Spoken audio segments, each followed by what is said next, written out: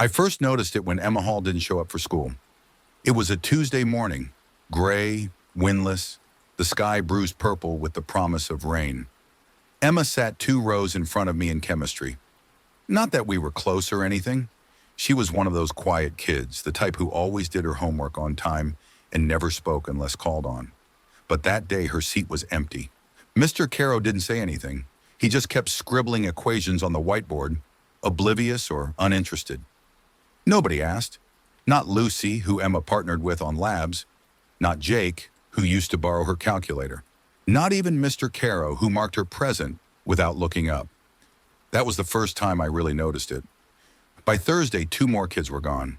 Benji Lawler and Sophia Cruz. Just gone. I checked their usual spots in the cafeteria. I scrolled their socials. Nothing. No updates. No goodbye posts. Not even a dramatic cry for help. It was like they never existed.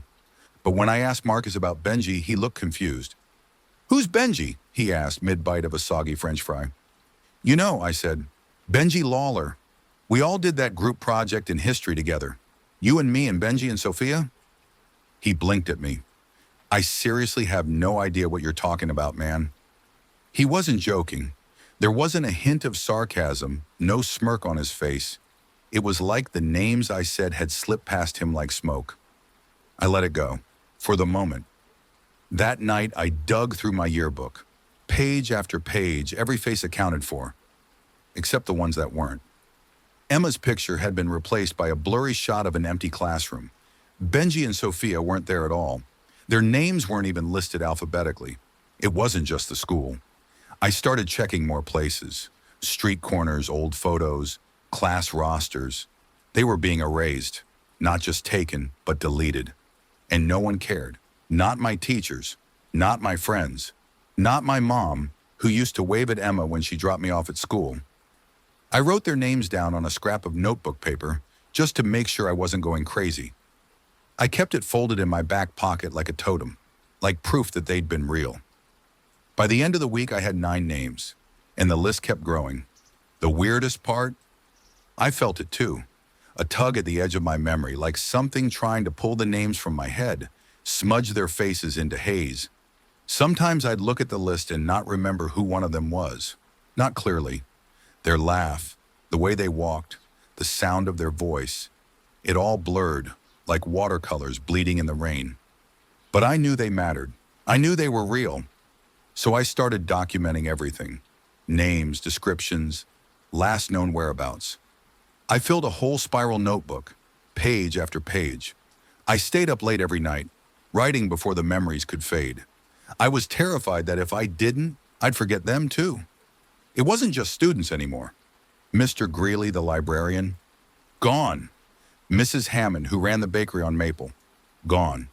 2 cops, a nurse, an entire family on Alder Street, gone.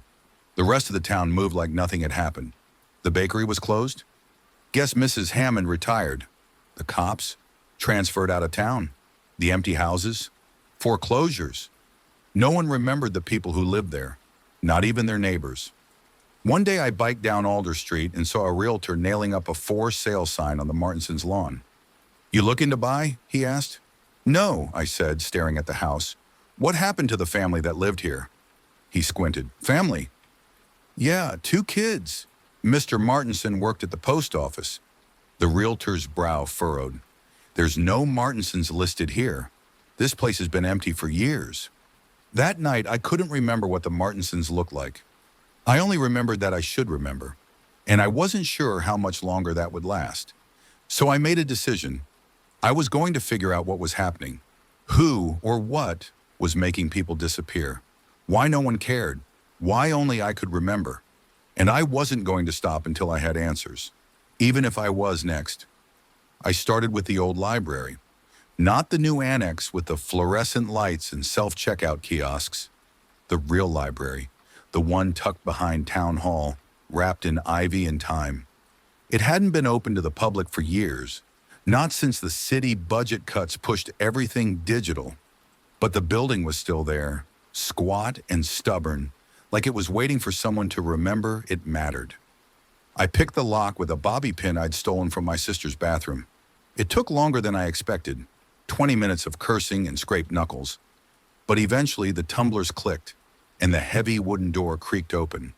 Dust greeted me first, thick and stale, curling in the moonlight like ghost breath. The air smelled of forgotten paper and mildew.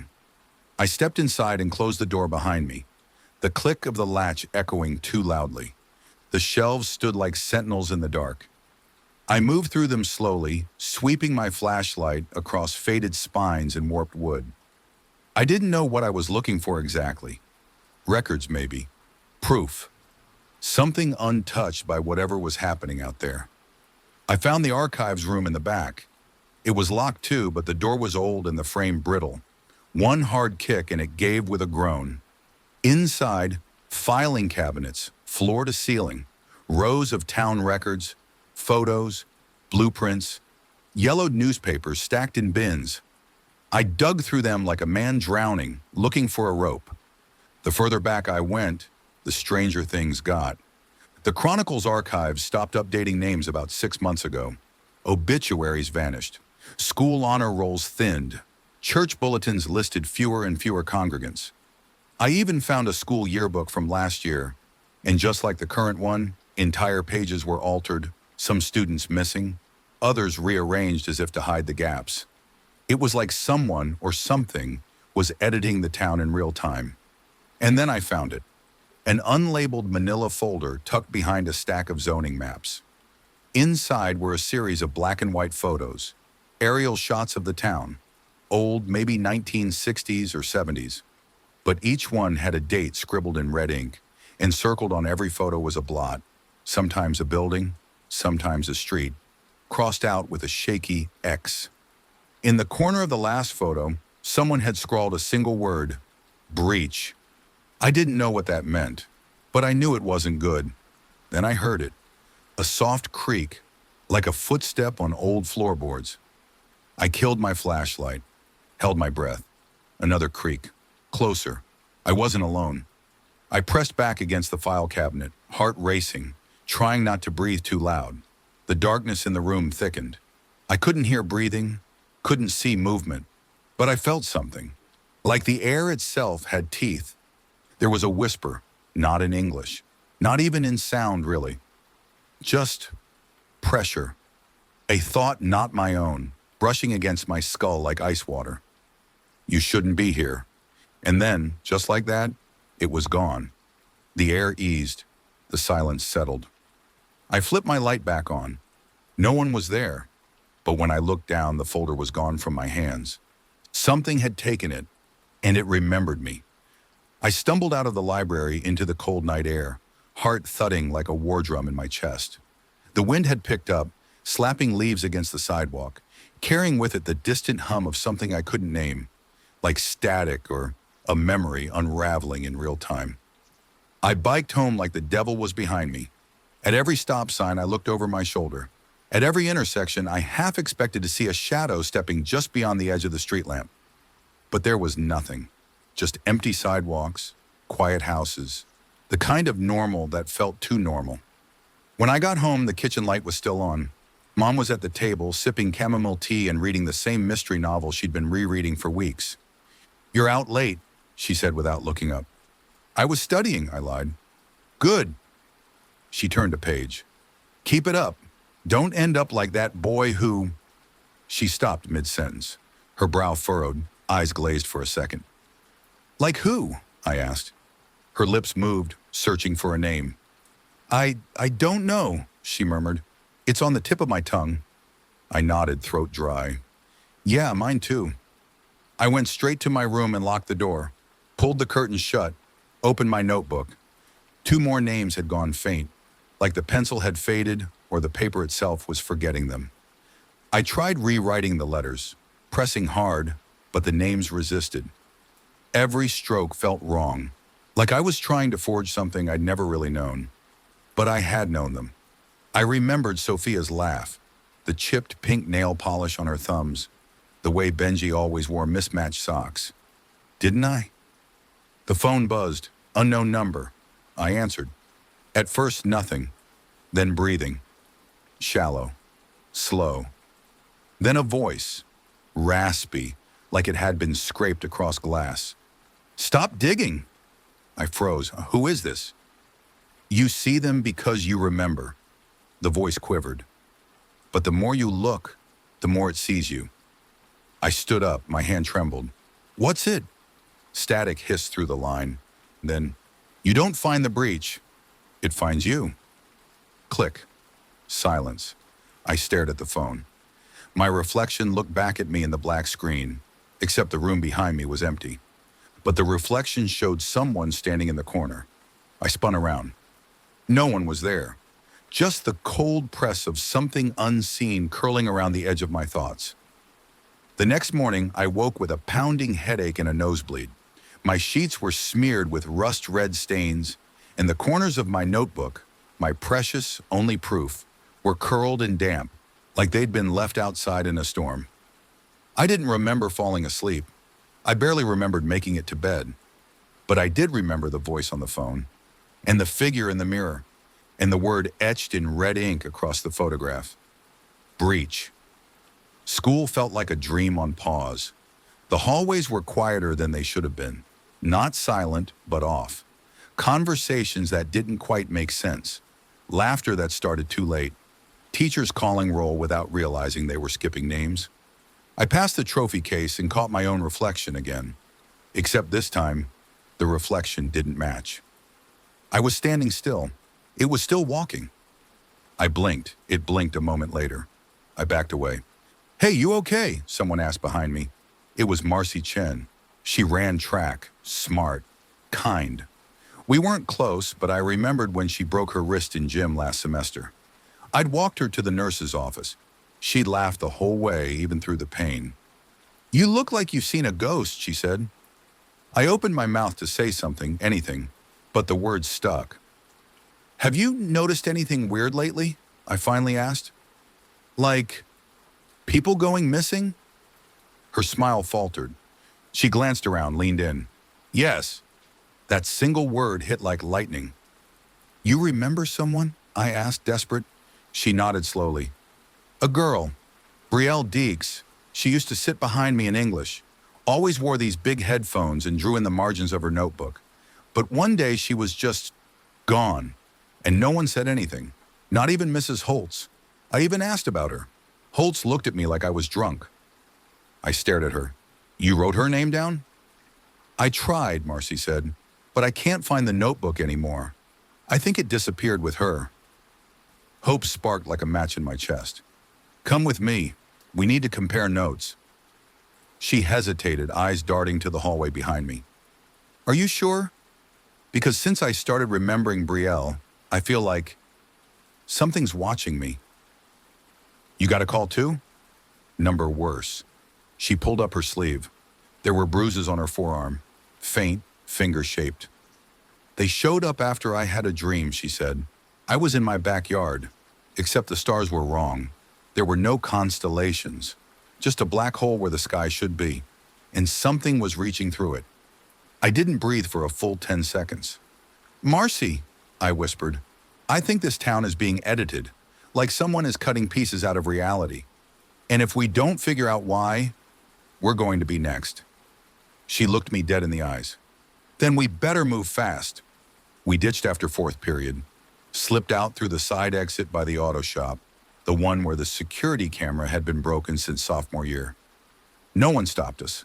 No one even seemed to notice.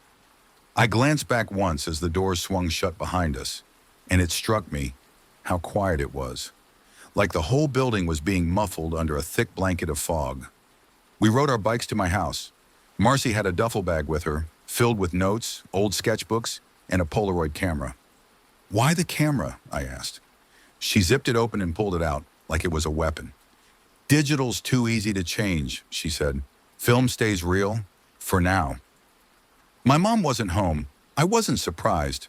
Lately, her shifts at the clinic had been erratic, like time itself had started unraveling her schedule. Sometimes I wondered if she'd come home at all. We spread everything out on my bedroom floor, my notebook, her sketches, loose papers with circled names and half-faded memories. One name showed up in both our notes, Brielle Deeks. Marcy had drawn her once, months ago, just a quick sketch she did during lunch.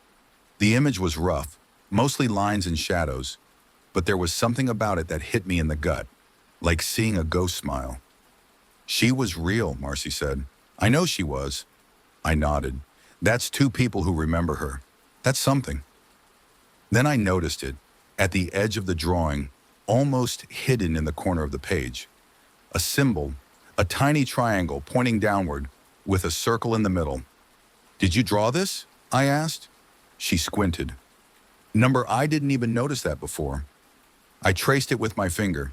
It gave me a headache just looking at it, like it wasn't meant to be seen. My vision swam. For a second, the room tilted. Are you okay? Marcy asked. I'm fine, I lied. That night, after Marcy went home, I scanned the symbol online. Nothing came up. Not in any language, not in occult forums, not even in the weirdest conspiracy sites I could find. But just before I gave up, a message popped up on my screen. Not an ad, not a pop-up, just a single sentence typed in bold red across my Google window. You are looking in the wrong direction. I stared at it, and then the screen went black. All of it, lights off, fans dead, router silent, the power was gone, and I was no longer alone in the room. The temperature dropped like a stone. My breath fogged in the sudden cold, my skin prickling with goosebumps. I couldn't see anything, just a void where my room had been, swallowed by unnatural darkness. Not the kind that comes when the lights go out, but a thicker kind, like the dark itself was watching. I didn't move, didn't breathe. Something was there. I could feel it behind me, weightless but massive, like a thunderhead crawling just above the ground, a wrongness pressing into the world around it. My ears rang, my limbs wouldn't respond. Then it spoke, not aloud, never aloud, but inside me. The words came like a migraine, sharp, pulsing, invasive. You cannot unsee. I turned slowly against every instinct in my body. There was a shape in the corner of the room. Not a person, not quite. It stood too still, too long, like it had joints in the wrong places. Its skin shimmered like oil on water, shifting through colors that didn't have names. No face, just that same triangle symbol, pulsing red, branded into the center of its head like a third eye. I tried to speak, my jaw locked. My tongue wouldn't obey. You cannot warn them. It raised a hand, 3 long fingers extended. They shimmered and bent the air like heat on pavement. The triangle on its face began to rotate, slowly, like a camera lens adjusting.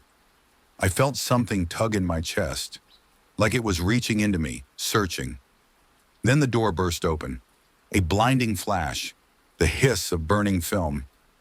Marcy stood there with the Polaroid in both hands, fingers still on the trigger. The creature recoiled, its body twisting in on itself like a film reel burning mid-spin. The triangle flared red once, then blinked out, and it was gone. The lights snapped back on. My laptop screen rebooted. My room was whole again, but the air still tasted like static and ashes. Marcy was breathing hard, her chest heaving. I saw the lights die from the street. Something told me to run. She held up the photo freshly printed from the Polaroid. In it, barely visible, already starting to fade, was the outline of the creature, warped, melting around the edges, but real, proof. Okay, I said, my voice shaking. Now I know we're in deep. She looked at me. We need to find the breach, before it finds anyone else. I nodded, still staring at the photo, and whispered, I think it already has. We didn't sleep that night. We sat in my room, cross-legged on the floor, the curtains drawn tight and every light on. The photo sat between us like a loaded gun, crooked, curling at the edges, the image already warping under some unseen pressure. Even as we watched, the triangle on the creature's face began to smudge, the black ink bleeding outward like a wound. It's erasing itself, Marcy said. No, I said, it's being erased, just like everyone else. She didn't answer. She just stared at the Polaroid, her eyes glassy and wide. I flipped back through her sketchbook, searching every corner for that triangle. It showed up in places we hadn't noticed before. Hidden in the background of school hallways, drawn into the shadow under a stairwell. Even inside the eye of a cat doodle she'd forgotten she'd drawn. Whatever it was, it had been leaking through for longer than we'd realized. Marcy pointed at one of the pages. Look at the date. I checked the corner, April 3rd. That's when I first remembered Brielle, she said quietly. It started then. I flipped to my notebook. Same date. April 3rd was when I noticed Emma was gone. The start of all of it. A coincidence? Number, not anymore. Something happened that day, I whispered. Something tore the fabric. Marcy leaned in. The breach. I nodded. My thoughts were racing. We had to go deeper, back further, find out what happened on April 3rd that could have triggered a hole in reality. So we made a plan. We'd start with the surveillance system at school. Mr. Ricks, the janitor, had access to the camera backups. If anyone could get us into the old security room in the admin wing, it'd be him. He also hadn't shown up to work since Thursday. We checked his house the next morning. The door was ajar, no car in the driveway, lights off, mail piling up in the box like snowdrifts. We stepped inside slowly. The air was stale, heavy with the smell of mildew and something coppery underneath. The living room was trashed, drawers pulled out, cushions torn open, but not in a robbery kind of way. It looked searched, desperate, like someone had been trying to find something before it vanished. On the wall, written in black marker across the wallpaper, were 3 words, "It's not time." In the hallway, Marcy found a trap door leading to the basement. We opened it. A draft of frigid air rose from below, carrying the scent of wet earth. We looked at each other, then climbed down. The stairs groaned under our weight as we descended, each step swallowed by the darkness below. Marcy's flashlight cut through the gloom in shaky arcs, illuminating unfinished concrete, exposed pipes, and the tangled veins of old electrical wiring. The smell down there was stronger, mold, rot, and something acrid, metallic, like blood that had been left out too long. The basement was colder than it had any right to be. It wasn't large, just a square space with a low ceiling and a workbench shoved up against the far wall. Shelves lined with paint cans and broken tools. But there, in the middle of the floor, was a folding table, and on it, a map of the town. I stepped closer. The map was hand-drawn, sketched in thick black ink. Streets and intersections, landmarks, schools, even the woods that bordered the west end of town. But overlaying it all was something else. A web of symbols and lines connecting locations with strange geometry. Points were circled, others were crossed out. Marcy pointed to one in the center, marked with a red triangle. April 3rd, she said. That's where it started. I traced the point. It sat right at the intersection of Hollow Creek Road and Sycamore Lane. I know this place, I murmured. It's that empty field, the one with the weird fence no one remembers putting up. Marcy's voice was tight. That fence wasn't always there. Taped to the edge of the table was a sticky note with coordinates scrawled in red pen. Beside it, a Polaroid, faded almost to white. We picked it up gently. It was of the field, taken at dusk. But in the background, half hidden by trees, there was something, a shimmer in the air, like a heat mirage but vertical, almost door-shaped. If you stared too long, the image felt like it twisted your stomach into knots. Marcy swallowed. That's the breach. Beneath the table were crates of notes, more notebooks, folders, drawings, and a small cassette recorder. We grabbed everything we could carry, stuffing it into our backpacks. Whatever Mr. Ricks had been doing down here, he'd known something, maybe too much. Then Marcy froze. Do you hear that? I held my breath. At first, nothing. Then, a faint scraping sound from above. A slow, rhythmic drag, like claws across wood. Then footsteps, heavy, slow, inhuman. Something had entered the house. We killed the lights and waited in the dark, listening to it move, one step at a time, toward the open basement door. The first step creaked directly above our heads, then another. Marcy gripped my wrist so tightly I felt her nails dig into my skin, but I didn't flinch. We crouched behind the crates under the table, barely breathing. The flashlight was off. My phone was dark. The only light came from the narrow sliver of the basement door, casting a pale beam down the stairs. The thing paused at the top. It didn't speak. It didn't growl. It simply waited. And I got the sickening sense it knew we were there, that it could smell us, feel the heat of our bodies, maybe even hear the blood hammering in our veins. Then it began to descend, slowly, deliberately. Each step groaned under a weight that seemed too heavy for this world. The air thickened with every motion, cold pressing against us like rising water. Marcy's breath trembled. I leaned closer to her ear and whispered, "On three, we run." She nodded, barely perceptible. One. The footsteps reached the midpoint of the stairs. A shadow stretched long across the concrete floor, tall, twitching, wrong. Two. The sound of breathing, wet and low, almost amused. Three. We exploded from cover. I shoved the crates over as a distraction, sending a crash of metal and wood scattering across the basement. The thing shrieked, an awful mechanical screech that clawed at my brain like nails on bone. We darted to the far wall, toward the narrow egress window just beneath the ceiling. I scrambled up first, kicking the latch until it popped. Then I pushed it open and clawed through the dirt, shoving myself into the cold outside air. Marcy followed, just as a hand slammed onto her ankle. She screamed. I reached down and grabbed her wrists, yanking with everything I had.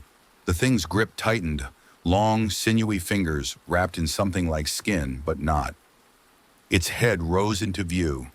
There was no face, just the triangle, spinning in place, glowing red-hot like a branding iron. Beneath it, the suggestion of teeth, as if they were stitched into its neck. "Let her go!" I screamed, and it did. Not because of me, but because the sunrise hit it. The first ray of light lanced through the trees and touched its shoulder, and the thing howled, recoiling like it had been set on fire. Smoke hissed from its skin as it retreated back down the stairs, dragging a piece of darkness with it like a cloak. We collapsed on the grass, panting, shaking, eyes stinging from tears and dirt and fear. "Light hurts it," Marcy gasped. "Then we need to move during the day," I said, heart pounding, "and we need to get to that field." She nodded, wiping blood from her scraped cheek. Behind us, the basement door slammed shut. We didn't look back. We made it back to my place just after 8. The sun was high enough to feel safe, though we kept glancing over our shoulders, half expecting the thing to crawl out from under the sidewalk, wearing someone's skin. The air was warm, the kind of perfect summer morning that used to make me feel like everything was still possible. Now it just felt like camouflage. My neighborhood was quiet, too quiet, not in the peaceful way, but the hollow kind. No kids on bikes, no sprinklers, no barking dogs. I didn't see a single car pass while we rode, just empty driveways and trimmed hedges trying to look normal, trying too hard. We went inside and locked every door and window. I pulled the blinds. Marcy spread out the materials we'd stolen from Mr. Ricks's basement across the floor. Folders, maps, scribbled pages that looked half mad but were too specific to ignore. We listened to the cassette first. There was no label, just a piece of masking tape with April 3rd scrawled in red. Mr. Ricks's voice crackled through the static. Older than I remembered. Tired. Frayed. "It's not random. None of this is. It started at Hollow Creek. That's the first breach. But it wasn't natural. Something opened it. Someone." Marcy looked at me wide-eyed. "I tried to warn them. I tried to tell the council. But it's like the town's under a spell. They don't remember. The names disappear from their mouths like static on a radio. I can't even say half the missing people out loud anymore, without bleeding from the nose." There was a pause, a sound like a chair creaking. "It feeds on forgetting. That's how it grows.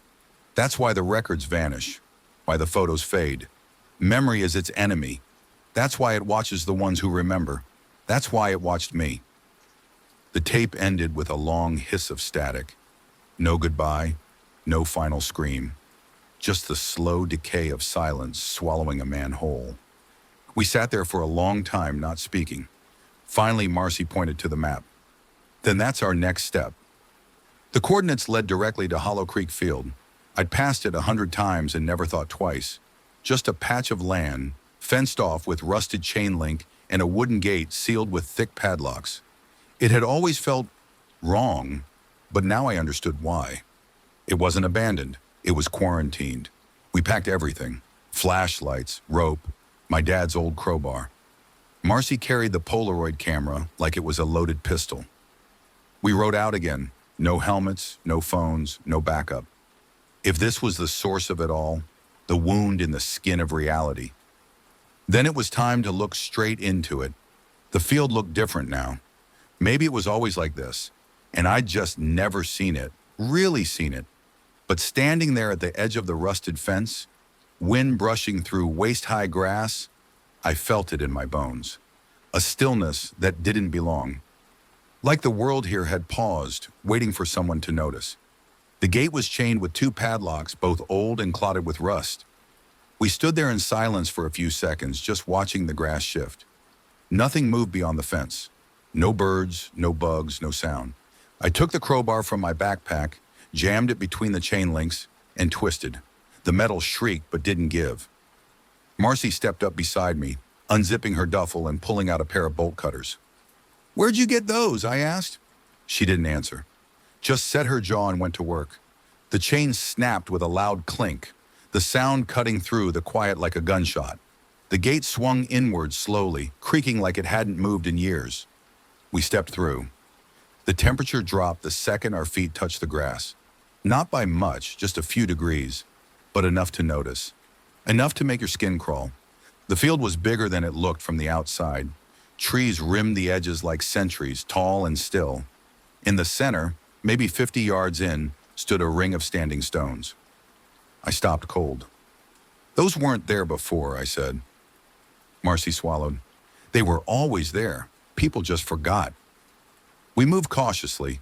The air had that same shimmer I'd seen in the Polaroid from Mr. Rick's basement, like the atmosphere itself was warping, bending slightly around the stones. The triangle symbol was carved into each one, deep and jagged. And in the middle of the ring, the breach. It looked like a vertical tear in the air, not glowing, not pulsing, just open, like someone had unzipped the sky. Through it, I could see nothing. Not blackness, not light, just absence. The longer I stared, the more I felt like it was staring back. Marcy raised the Polaroid camera and took a photo. The flash popped, and in that instant, the grass flattened outward from the breach. Whoosh, as if something inside had exhaled. A low, vibrating hum rippled out, and I swear, for a split second, I heard voices. Dozens of them, screaming, whispering, overlapping. Names: Emma, Benji, Sophia, Brielle, Mr. Ricks. Names we remembered. Names the world didn't. They were calling to us. "Holy shit," I breathed. "They're in there." Marcy lowered the camera slowly, her face pale. "We have to go in." I stared at her stunned. "What?" Marcy didn't look away from the breach. Her voice was steady, but her hands trembled. "If they're trapped inside, if their voices can still reach us, then maybe they're not completely gone. Or maybe that's what it wants us to think." She turned to me, eyes wide and dark with fear. But something else too. Resolve. "You heard them," she said. "You heard their names. You know they're still real. This whole thing, the erasing, the forgetting, it's not the end. It's a process." I shook my head. "And if we go in and don't come back?" Marcy's jaw clenched. "Then at least we'll know." I looked at the tear in reality, this impossible slit in the air, like the world had been cut with a blade no one should own. It didn't shimmer anymore. It just was, still, waiting. "Let's anchor ourselves," I said. We tied rope around our waists and looped it around one of the stone pillars. I scrawled our names, the date, and the phrase "we went in" on a page in my notebook and nailed it to the pillar with a pocket knife. Then we stood at the edge. I could feel it, something pulling at my skin, like gravity twisted sideways. The breach wasn't just space, it was memory, time, identity. It wanted us. It wanted everything. Marcy looked at me. On three? I nodded. One. The air buzzed with invisible electricity. Two. The rope creaked under tension. Three. We stepped through. It was like falling, but not down. Inward, like being pulled into your own mind. Only it wasn't yours anymore. My vision smeared into colors I didn't recognize. Shapes with too many sides floated past. I heard voices again, but they were inside my thoughts, speaking languages I didn't know but somehow understood. Then suddenly, solid ground. We were standing in a version of the field, but it wasn't the same. The sky was a flat, swirling gray. The trees were shadows of trees. The stones around us were still there, but their carvings writhed and pulsed, shifting like they were alive. The rope we'd tied, gone, like it never existed. I turned to Marcy and we both looked up. In the distance, towering against the night sky, was a shape, tall as a building, thin as smoke, a silhouette with a spinning triangle where its head should be. The thing, it saw us, and it began to move. It didn't walk, it glided. No footsteps, no sound, just the impossible shifting of its long, skeletal form weaving through the ash-gray trees like mist. Every time it passed through a shadow, it left behind a trail of flickering, geometric shapes that twisted in on themselves before vanishing. Marcy grabbed my hand. Her skin was ice. Run, I said. We turned and bolted, feet pounding across brittle, dead grass. Behind us, the thing gave no chase, but we could feel it gaining, feel it unspooling the space between us, folding it like paper. This place, this inside place, it didn't follow rules. We ran through a warped version of our town. The buildings were wrong, too tall, too wide, too hollow. The windows blinked like eyes. Street signs twisted into gibberish. The school stood crooked on the horizon, black vines growing from its walls like veins. Everything looked familiar, but corrupted, like a memory infected by rot. We ducked into what looked like the library, its old version, pre-renovation. But the shelves were skeletal, filled with blank books that screamed when we opened them. No exit in sight, no people, no time. And then, a whisper.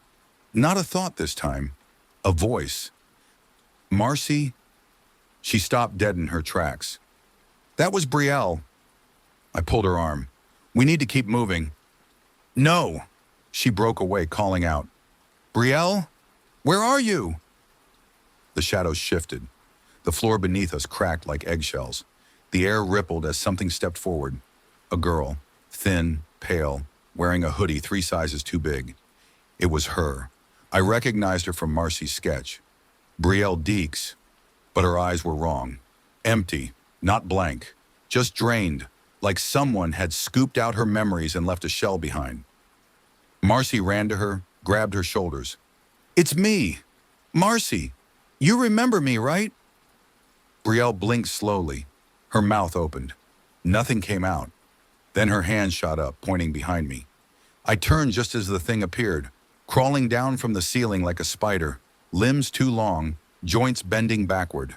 The triangle on its face spun faster and faster, its edges glowing. It didn't come for me. It lunged for Marcy. I tackled her out of the way just in time.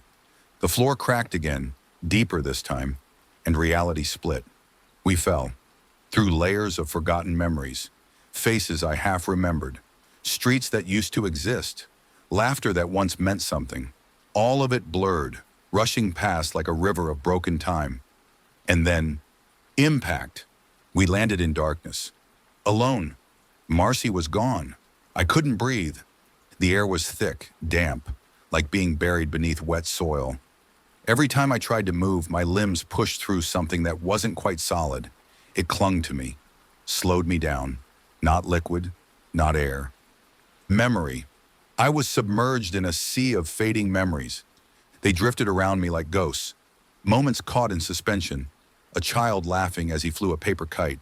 A woman lighting candles in a window. A man hammering a for sale sign into a lawn that no longer existed. Each image hovered for a moment, vivid and sharp, before flickering into dust. I swam upward, pushed through the heavy, syrupy dark, heart-hammering. Somewhere above me, I felt Marcy. Then light. I broke through, fell onto something cold and solid, a tiled floor. The air here was thin, electric, buzzing with the sharp whine of failing fluorescent lights. I was inside the school, but not my school. This version was warped. The halls were longer, the lockers taller, pulsing slightly like lungs. The walls throbbed with a slow, rhythmic vibration that sounded too much like a heartbeat. At the far end of the corridor, someone stood in silhouette. I approached cautiously. My shoes squeaked on the tile, echoing louder than they should have. "Marcy," I whispered. The figure turned. It wasn't her. It was me. Or some version of me. Older maybe, or hollowed out. The face was blank, the eyes two deep black voids. It smiled. "You were always meant to stay." I backed away. "What are you?" "What you become when you forget." It stepped forward. With each footfall, the hallway behind it crumbled into dust. Lockers turned to ash. The floor broke into cracks of white nothingness. The world unraveled. Then a voice called out, sharp, urgent. "Here! Over here!" "Marcy." I turned and ran toward the sound, the world peeling away behind me. I burst through a double door and slammed it shut. Inside was a small room, some kind of maintenance closet, walls lined with empty shelves and corroded pipes.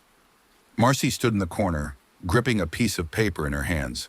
Her face was streaked with tears, but her eyes burned with purpose. "I found a way out," she said breathlessly. "It's not stable, but it's real." She held out the paper. On it, a hand-drawn circle, wrapped in runes that shifted when I tried to focus on them. In the center, a triangle, pointing up this time, instead of down. "The reverse of the mark," she said. "It's like a back door, a memory strong enough to anchor us. We just have to give it something the breach can't erase." I stared at her, and I knew what she meant. "We have to remember." She nodded. "Everything, everyone, us." Because that was the only thing the breach couldn't devour, what we refused to forget. We sat on the cold tile floor, back to back, clutching the paper between us like it was a lifeline. The circle Marcy had drawn flickered faintly in the dark, glowing with an inner pulse that didn't belong to ink or light. I didn't ask how she found it. I didn't need to. I felt it. The edges of something ancient, deeper than language, etched in the bones of the world, or maybe in the bones of memory itself. "We have to focus," she whispered. "We give it our strongest memory. Something real, something true." My thoughts reeled. So many memories were blurred now, stripped away like layers of paint. But beneath it, under all the forgetting, there were still pieces that hadn't faded. The way my mom used to hum while stirring coffee in the morning. The smell of old books in the back of the library before they closed it. Marcy's laugh in 7th grade when she fell into the river on a field trip and tried to play it cool. That, I gripped her hand and closed my eyes. I remembered the first time I saw her. Middle school, drama club. She wore a hoodie with frayed sleeves and rolled her eyes at everything. She wasn't like the others. She noticed things. Me. I remembered the fire drill where we ended up standing next to each other on the blacktop. She asked what book I was reading. I told her I didn't read much, even though I was clutching a copy of Dune in my backpack. She smirked and said, "Liar." I remembered sitting next to her on the bus in sophomore year, sharing earbuds, listening to a song neither of us knew the lyrics to, just watching the town slide by. Those weren't just memories. They were ours. The circle flared with light. It lit up the room, burning with a steady, brilliant white. Not cold, not sterile, but warm. Real. The pipes around us groaned. The walls cracked.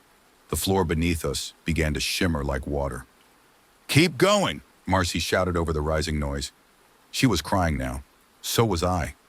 I remembered Benji's sock collection, Sophia's weird owl obsession, Emma's perfect silent doodles in the margins of every worksheet, Brielle's hands, stained with charcoal, brushing hair out of her eyes.